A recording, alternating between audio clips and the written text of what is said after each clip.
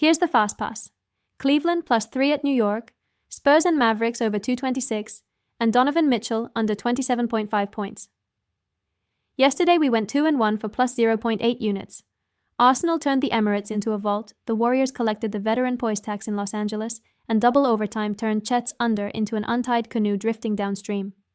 Profit banked, process intact, jokes sharpened.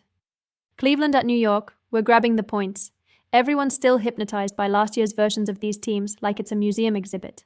Newsflash, tonight's rosters are not those exhibits. New York's missing backbone on the glass and at the rim, which means Cleveland's vertical threats don't need an engraved invitation to the restricted area. Meanwhile, the Cavs' offense isn't pretty without their organizer, but the ball doesn't need to be pretty to go through the net.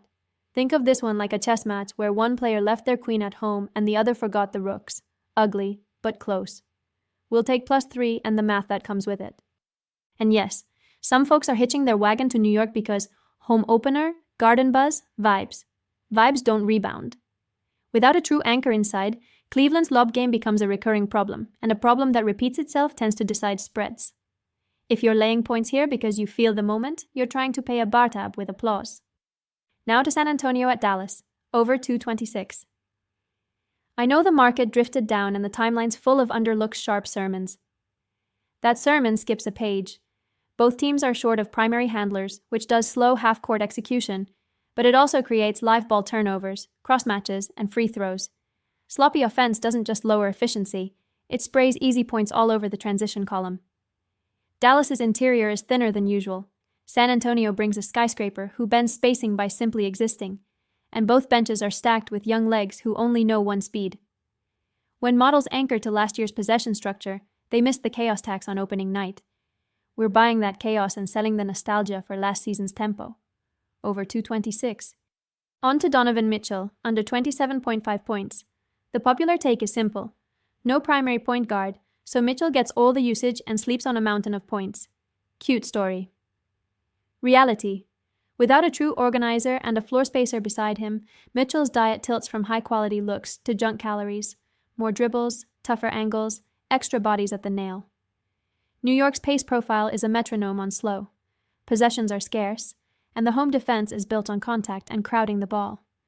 This line's been juiced by the highlight reel version of Spider at the Garden, while the shot quality math whispers something else. Volume up, efficiency down. We'll take the under and let everyone else chase the poster dunk. If you need a little contrarian dessert, here it is.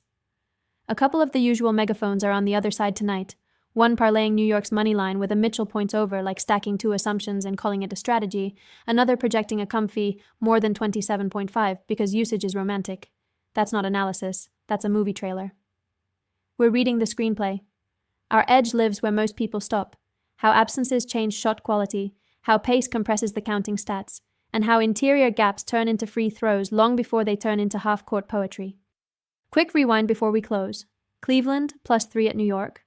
Spurs and Mavericks over 226. Donovan Mitchell under 27.5.